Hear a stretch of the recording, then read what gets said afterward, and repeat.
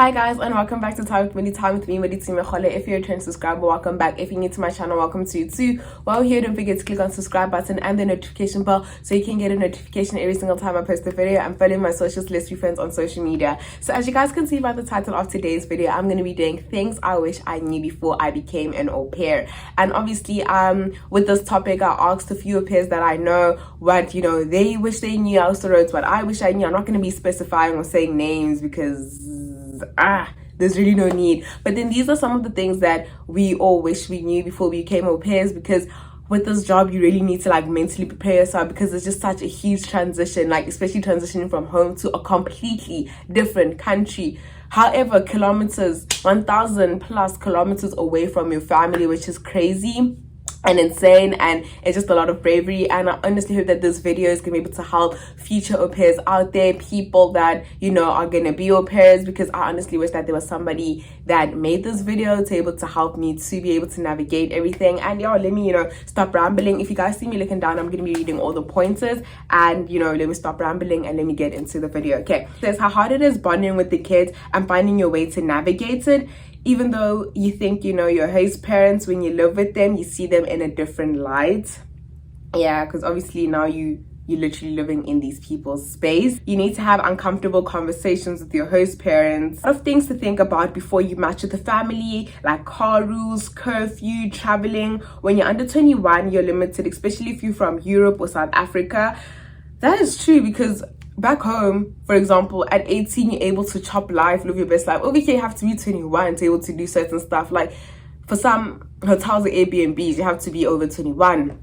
If you like partying or going to the club, you have to be over 21 to do these things. You don't have a lot of freedom. It's not a vacation. True, because a job at the end of the day. It's very exhausting. It's a health took a toll because of the nature of the job. It's not always sunshine. You feel lonely. This one is so true. I relate to it so much. You realize that you're on your own, and having to switch from home to work is very difficult because you live in the space that you work in. This is so true, because at the end of the day, you do live in the space that you work in, and having to have that transition, even though there's a schedule and you have times, but then just being able to have that boundary, but at the same time, you're also trying to be included into the family. That is a bit of a tricky one. I feel like it takes a bit of adjusting to get used to. Homesickness gets bad. You still always have to be happy.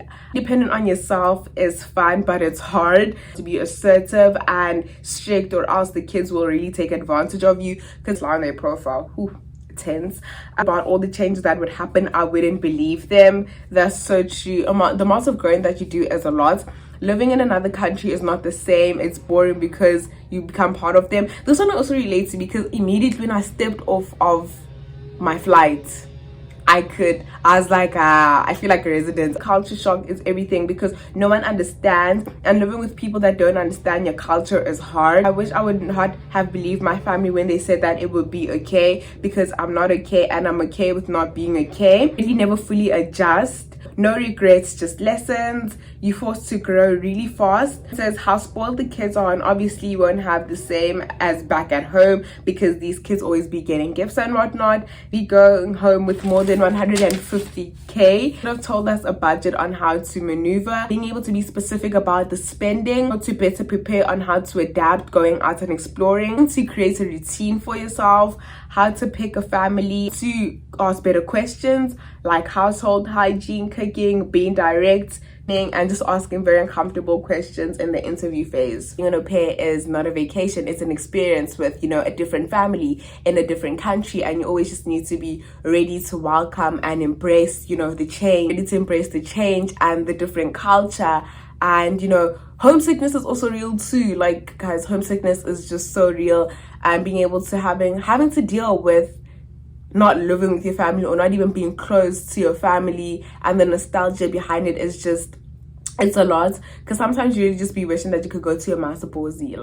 There's so many days I'm just like, I want to go to my master posy. Cool. But then I honestly feel like having a good group of friends that are supportive, having a group of friends that are from the same country as you, being able to speak to your friends, because one thing I've noticed is that even though you have a family, with the host family that you're living with, but having friends that are able to also relate to you, having au pair friends, is also amazing, because you guys basically feel build your own little family together, and you're able to all support each other because everybody understands how it feels like. Even though we might be posting on Instagram and it might be fun and games and we're traveling and we're living up and living our best life, but at the end of the day you have to realize, and if you don't chop life is gonna chop you. You really need to make, you know, the most of the experience. You really need to explore and enjoy each and every single moment of it, because at the end of the day, this is like a once in a lifetime opportunity, and you have to utilize and catch the opportunity with both hands. You have to just grab with both hands and just, you know, have fun and explore. Obviously, adjusting is difficult. Homesickness does get real. Being lonely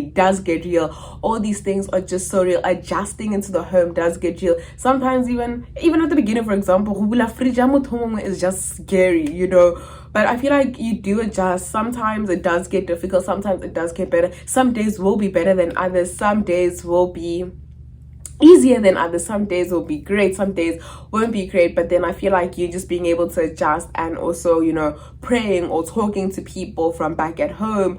Also being able to communicate with your host family and telling them, you know, when you're not fine, so that at least they know that you're not fine and they're able to accommodate you and help you best way possible for them. But yeah, guys, honestly hope that these little pointers that I had are able to help somebody out there, and anybody that's embarking on this journey, good luck to you, and I hope that everything goes well, and I hope that you guys enjoyed this video. Don't forget to give this video a thumbs up. Don't forget to subscribe. Don't forget to comment down below, and I will see you guys in my next video.